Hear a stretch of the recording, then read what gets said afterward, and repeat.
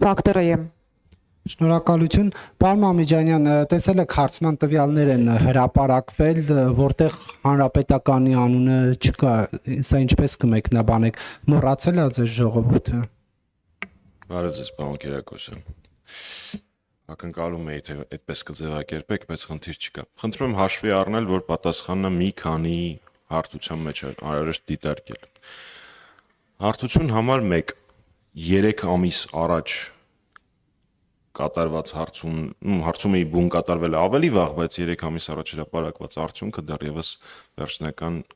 չի։ Երկրորդ, ես կպատասխանեմ ձեր հարցին միանհանգստացեք։ Երկրորդ, ես չունեմ բացատրություն, թե ինչի ԱՌԱ-ը չի հրապարակել հանրապետականի կամ պատիվ ունեմի արդյունքները, չգիտեմ, չեմ խոսել հետները, առավոտյան եմ նայել հարցումը, բայց սրանից դուք ունեք իրավունք կասկածով մոտենալ իմ պատասխանին, բայց իրականում այդ վարկանիշը ինձ իրապես չի հետաքրքրում։ 3 չէ առաջի օրվա իմ ասուլիսը եւ գործադիրի հայտարարությունը կարծում եմ հենց դրա մասին էր, որ մեզ հետաքրքրում է մենակ մի բան՝ Նիկոլ Փաշինյանին իշխանությունից հեռացնելը։ Եկեք իրար հետ մտածենք, պարոն Կիրակոսյան, եթե Հայաստանի առջև առկա են ահռելի վտանգներ անվտանգային, վտանգված է Մեղրին, Բաքվում քննարկում են Հայաստանի Հանրապետության տարածքով, սուվերեն տարածքով անցնող ճանապարհի կիլոմետրաժով լայնքը առանց Հայաստանի։ Հիմա լուրջ ես պետք է անհանգստանամ, եթե Աստված մի արասցե Հայաստանը դառնա կենտրոն վարչական շրջանի կամ Երևանի չափ, ես կամ մեր քաղաքական ուժը լինենք առաջին տղան այդ փոքր տարածքում, կներեք դա մեզ չի հետաքրքրում։ Հաջորդը, հիմա հասնում ենք դրան։ Հաջորդը կապված Փաշինյանի վարկանիշի հետ, որը տենց ուրախ բոլոր կպայականները առավոտվանից տարածում են, խնդիրը կայանում է նրանում, որ իրանք ուղակի հարցում կարդալ չգիտեն, որովհետև երբ որ այդ թվերը բանաձևով անցում ես անում, դա կհաստատի ցանկացած սոցիոլոգ, բանաձևով անցում ես անում էլեկտորալ ռեյտինգի, ապա Փաշինյանի վիճակը այդքան էլ լավ չի լինում, առնվազն 50-ից պակաս է լինում։ Նորից, դա չի նշանակում, որ այդպես է լինելու։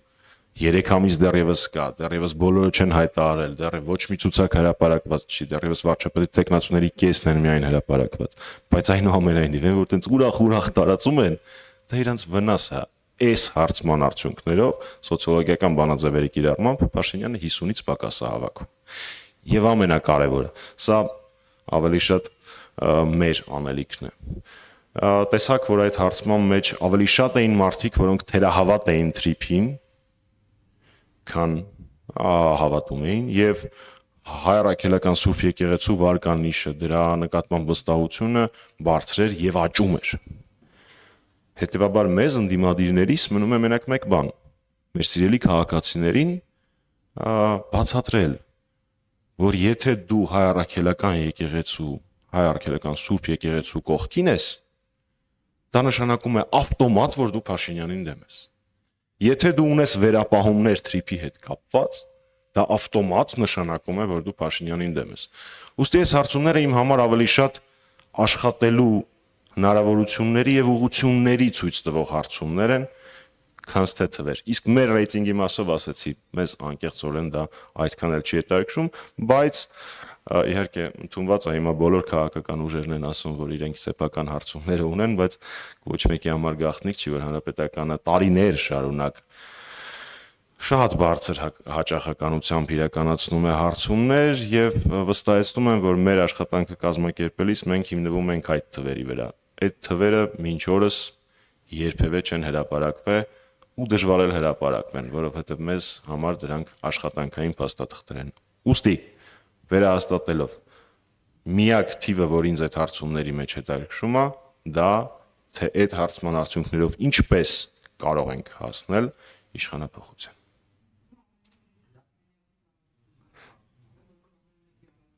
Չնայած ձեր հարցը չէր լսվել, որովհետև միկրոֆոնը չեք միացրել, դուք կասկածեիք ասում, որ ամեն մեկը իր գրասենյակի տարածքում անում է հարցումը։ Հանրապետականի դեպքը դա չի։ Հանրապետականի իրականացրած հարցումները իրենց ներառականությամբ, ընտրանքի ծավալով եւ պրոֆեսիոնալիզմով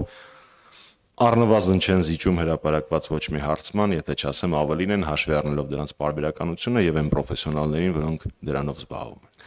Հանրային երկրորդ հեռուստաընկերություն։ Պարոն Մամիջանյան, քիչ առաջ Արման Եղոյանը խոսում էր խաղաղության մասին եւ ասաց, որ Հայաստանը արդեն խաղաղության կղզյակ է, բայց Իլհամ Ալիևը երեք անվտանգության խորհրդի նիստում բառացի ասել է, որ հայերի գլուխը ջարդել են երկաթե բռունցքով, արդյոք սա համապատասխան խոսույթ է, հա, խաղաղության գնացող պետության հետ կապված, եւ մի փոքրիկ դիտարկում էլ Վահան Բաբայանը ռեֆորմիստների կուսակցության հայտարարել է ընտրությունների մասնակցության մասին եւ կարծես թե վարչապետի տեխնացու են առաջադրել Վաղարշակ Հարությունյանին, արդյոք ՀՀԿ-ն համագործակցում է կամ ինչ որ բաներ ունի, հա, այս կուսակցության հետ, այս ուժի հետ եզրեր համագործակցության։ Շնորհակալ եմ։ Սկսենք երկրորդ հարցից երևի։ Հայաստանի Հանրապետական կուսակցությունը շատ շնորհակալ է այս տարիների ընթացքում այն քաղաքական ուժերին եւ անհատ դերակատարներին, որոնք այս կամ այն պարկարի փուլում մեզ հետ նույն խրամատում էին, մեր կողքին էին, կիսում էին մեր գաղափարները, իրենց մենք շատ շնորհակալ ենք այս ամբողջ գործընթացի համար։ Բայց ձեր նշած քաղաքական ուժը եւ ձեր նշած քաղաքական գործիչը առանձին քաղաքական միավորներ են եւ Հայաստանի Հանրապետական կուսակցությունը Վահան Բաբայանի ռեֆորմիստների կուսակցության տվյալ որոշման հետ որևէ առնչություն, որևէ դերակատարում, որևէ մասնակցություն չի ունեցել։ Ուստի այդ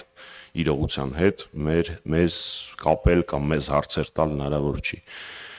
Եղոյանի նշածի հետ կապված ախր ինչ ասեմ, անկեղծ ասեք պատասխանեն։ Հարցը հնչում էր հետևյալը. Եղոյանը ասում է, որ ինքը Հայաստանը կղզյակ է խաղաղության, երեք Ադրբեջանի նախագահը ասել է, որ երկաթե բռունցքով եւ այլն Հայաստանին։ Դրանից մի քանի օր առաջ գրավյալ հայկական տարածքներում ինքը մեզ անվանում էր թշնամի,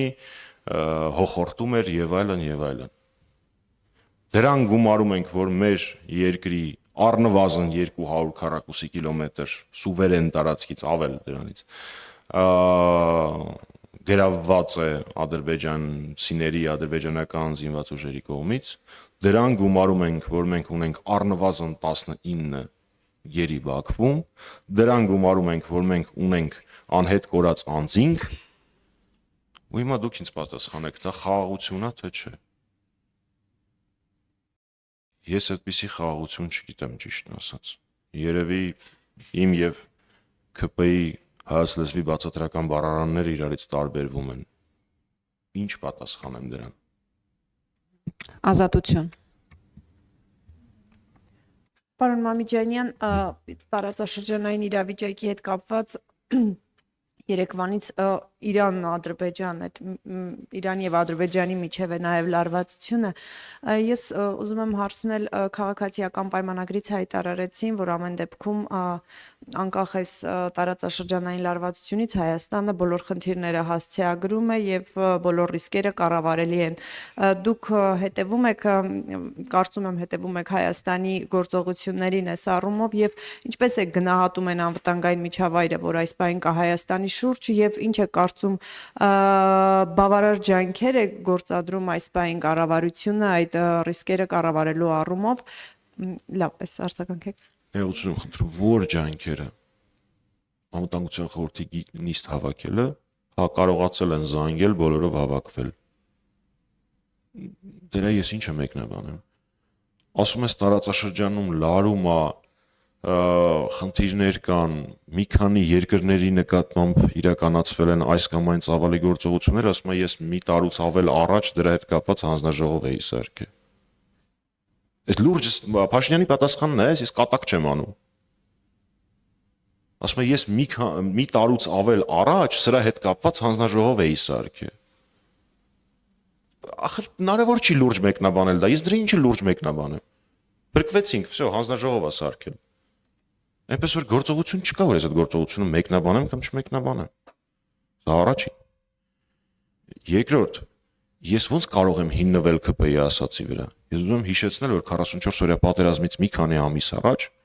Լիլիթ Մակունսը, որ այն ժամանակ իշխող ֆրակցիայի ղեկավարն էր, հետո էլ Ամերիկայում դեսպանն էր, երաշխիքներ էր տալի, որ Թուրքիան չի ներգրավվելու Հայաստանի դեմ ռազմական գործողությունների։ Ես դրա ինչ մեկնաբանեմ։ Հա, որ սխալ դուրս գան այս ամեն ինչը, ինչպես սովորաբար, սխալ չէ, սուտ։ Հետո ասելու է լայնացավ իմ մտահորիզոնը։ Ուղղակի խնդիրը կայանում է նրանում, որ ինչքան Փաշինյանի մտահորիզոնը լայնանում է, այնքան Հայաստանը նեղանում է։ Այդ մեծ խնդրեմը կա։ Ուստի ես չեմ կարող մեկնաբանել այն փաստը, որ իրանք կարողացել են անվտանգության նիստ հավաքել Դիլիջանի եւ Էջմիածնի իրանք կուսակցական գործուղումների արանքում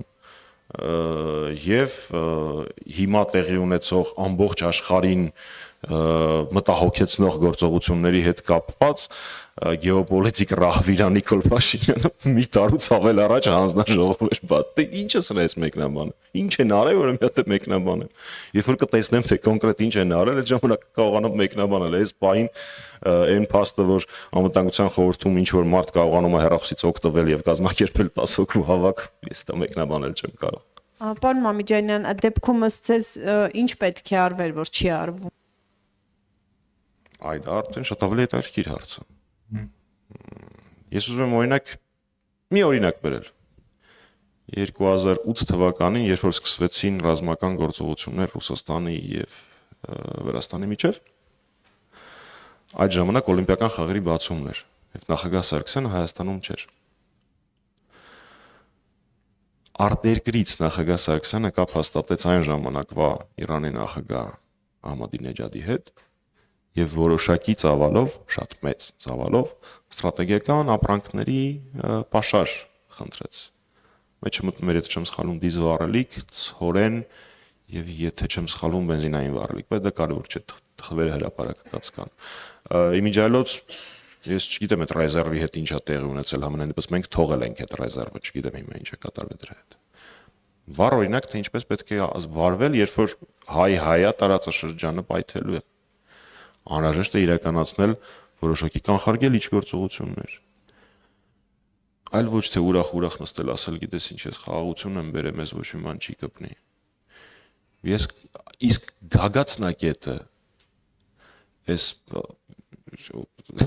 ես երբեք չէի մտածի, որ ինքը սրան կհասնի։ Արժեքառավարություն հարց ու պատասխանի ժամանակ, երբ որ անդադար թիրախավորվում էր իրակարգ դակ ուտելու փաստը, Փաշինյանը ասեց բառացիորեն հետևյալը. տեսակ, մենք կարկանդակ կերանք, Արաբական Միացյալ Էմիրությունների թագաժառանգը, ղեկավարը եւ այլն դա տեսան, դե գիտեք, սաղ օրը Էմիրությունների ղեկավարությունը Փաշինյանի TikTok-ին է հետևում, ուրիշ առանձնապես գործողություններ չի անում, եւ դրանից հետո իրանք գնացին եւ ցուցադրելու համար, որ Դուբայում ամեն ինչ անվտանգ է, մոլի ռեստորանում հաց կերան։ Այդ տենց աշխարհացունց տղա է, ինչի եք թերագնահատում իրան։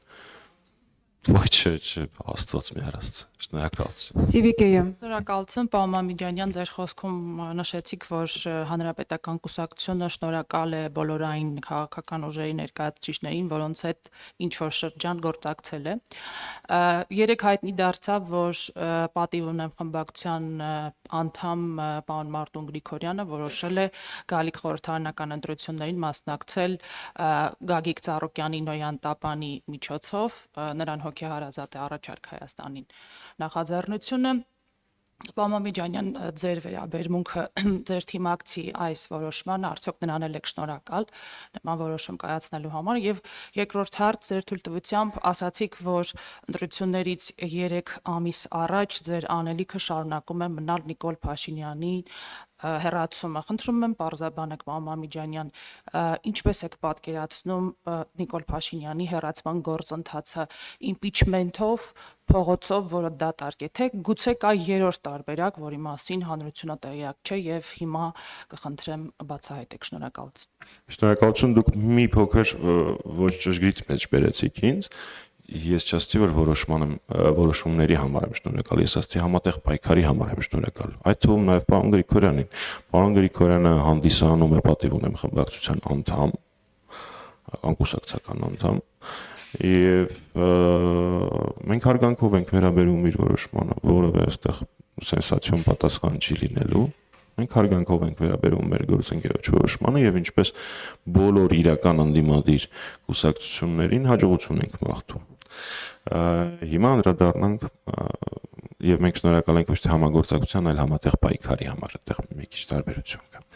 Հիմա անդրադառնանք երկրորդ հարցին։ 2 օր առաջ հանրապետականի գործադիրից հետո տեղի ունեցած ասուլիսի ժամանակ ես ներկայացրել եմ այդ ճանապարհը։ Դուք որակեցիք, որ փողոցը դատարկ է, ես այդքան էլ ձեր հետ չեմ համաձայնվի, որովհետև աշխարհում շատ քիչ են տեղի ունեցել իշխանափոխություններ, որոնցից առաջ ակնհայտ էր կամ վստահ էին, որ հաջողության են հասնելու։ Ուստի այդ փաստարկը ոչինչ հերքող փաստարկ է։ Այո, մեր ներկայացրած ճանապարհը իմպիչմենտն է։ Իմպիչմենտը մեր ընկալումներով հավասարազոր է փողոցային պայքարին։ Եվ մենք բաց առաջարկ ենք արել բոլոր ընդդիմադիր խորհրդարանական եւ արտախորհրդարանական ուժերին համագործակցելու այս առիթով։ Եվս մեկ անգամ վերահաստատեմ, այդ կոնսուլտացիաներ անվանեք, բանակցություն անվանեք, ոնց ուզում եք անվանեք, այդ քննարկումներին հանրապետականը նստելու է մեկ օրակարգային կետով։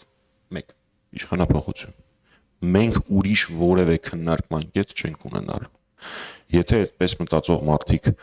բացի մեզանից էլի կան, ապա մենք սիրով սպասում ենք իրենց արձագանքին, այդ նորությունը 2 օր առաջ է տեղի ունեցել, կարծում եմ դեռ հնարավորություն կունենանք դրա մասին խոսել, ուստի մեր պատկերացրած ճանապարհը իմպիչմենտն է, բայց որպեսզի որոշ հրաշքներ չփորձեն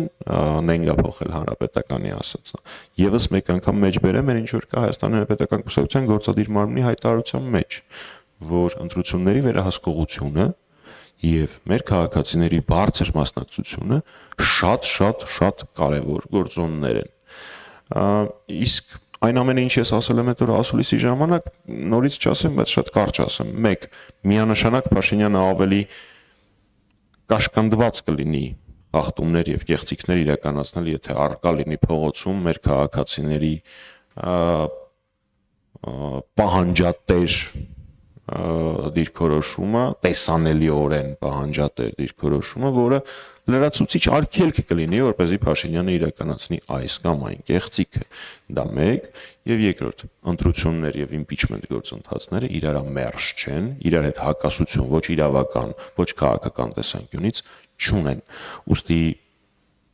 այն մարդիկ, ովքեր պլանավորել են արձագանքել հանրապետականին, խնդրում եմ հաշվի առնել այս 2 ասպեկտները եւ իրենց պատասխանները, իրենց արձագանքները կառուցել ըստ դրա։ TV5 Պարոն Մամիջանյան, Նյուզեմ տեղեկություն հրապարակեց, որ Հայաստանում Իրանի դեսպանատունը այսպես իր խողովակներով իշխանություններին այսպես հասկացրել է, որ մենք դժգոհ ենք, այսպես հատկապես Փաշինյանի այսպես արձագանքին, հատկապես Իրանի հոգևոր առաջնորդի մահվանը եւ գիտենք Ալիևը օրինակ գնացել մասնակցել է, ցավակցել է այսպես Իրանի դեսպանատան եւ Արմեն Աշոտյանն էլ էր այս մասին գրառում արել, թե մոտավորապես այսպես ինչումն է զադիարժ կամ որ չի գնում։ Ձեր կարծիքով ինչու է այս պահին իշխանությունը իհարկե այսպես ցավակցություն եւ այլն, բայց ավելի ուղիղ քայլերով այդ աջակցությունը, այդ ցավակցությունը չեն հայտնում։ Շնորհակալ եմ։ Նախ օգտագործելով հնարավորությունը թույլ տվեք միանալ բոլոր ցավակցություններին։ Մեր կուսակցության ներկայացուցիչները Էդուարդ Շարմազանովը, Տիգրան Աբրահամյանը, մեր ֆրակցիայի քարտուղարը եւ երիտասարդական կազմակերպության ղեկավարը Դանիել Անհերիխը նույնպես ցավակցել են մեր բարեկամ եւ հարևան Իրանին։ Իսկ ձեր նշած հարցի հետ կապված սրա պատճառները ավելի խորն են, Սրա պատճառները կայանում են նրանում, որ Նիկոլ Փաշինյանը այն սուվերեն ու կես տղեն, էլի, այն որ ինքնիշխան, միստր ինքնիշխանն է ինքը։ Ինքը մաքսիմում ինչ կարող է որոշել այդ օրվա գործուղման կուսակցական ուղևորության ժամանակ կարկանդակ ուտեն, թե եգիպտացորեն։ Այդ է իր մաքսիմումը։ Դրանից ավել որոշումները ինքը պիտի համաձայնեցնի։ Այ այդ արդեն ինչպես ժամանակին ասել է պարոն Ծառուկյանը այդ մասին հաջորդ դասին։ Ուստի զարմանալի չի, որ չի ցավակցել։ Իհարկե մանավանդ ձեր նշած փաստերը հաշվի առնելով գործողությունները պիտի լրիվ այն լինեին, բայց սրա պատճառները ավելի խորքում է պետք գտնել։ Երբ Հայաստանում է գտնվում Ամերիկայի փոխնախագահ պարոն Վենսը եւ Հայաստանում Բաղրամյան 26-ից հնչած հարցերից մեծամասնությունը վերաբերվում են Իրանին, ու հնչած պատասխանները վստահաբար այդքան էլ գոհացուցիչ կամ ուրախալի չեն մեր հարևան եւ բարեկամ Իրանի համար, կարծում եմ, որ այստեղ թերանում է հենց Փաշինյանն ու իր թիմը։ Դա բարդ չէր նախագահ Թրամփի կամ փոխնախագահ Վենսի ադմինիստրացիային բացատրել են ռիսկերը, որոնք կարող են առաջանալ Երևանից, Հայաստանի մայրաքաղաքից Իրանին հաթաթա տալու պարագայում։ Ես խիստ կասկածում եմ, որ այդ աշխատանքը արվել է, ավելի տեսնում եմ, որ չի արվել։ Այն նման օրինակ խնդիրների պատճառով վատթարանում են հարաբերություններ, թե ստրատեգիական գործընկերների հետ, թե բարեկամ հարևան երկրների հետ։ Իսկ այդ ամենի պատճառը մեկն է, որ Փաշինյանը մաքսիմում ինչ ինքը կարող է որոշել, դա այդ օրվա TikTok-ը ոնց անել, ինչ երգով եւ ոնց շեղել մեր քաղաքացիների ուշադրությունը։ Կարկանդակով թե եգիպտացորենով։ Շնորհակալ եմ։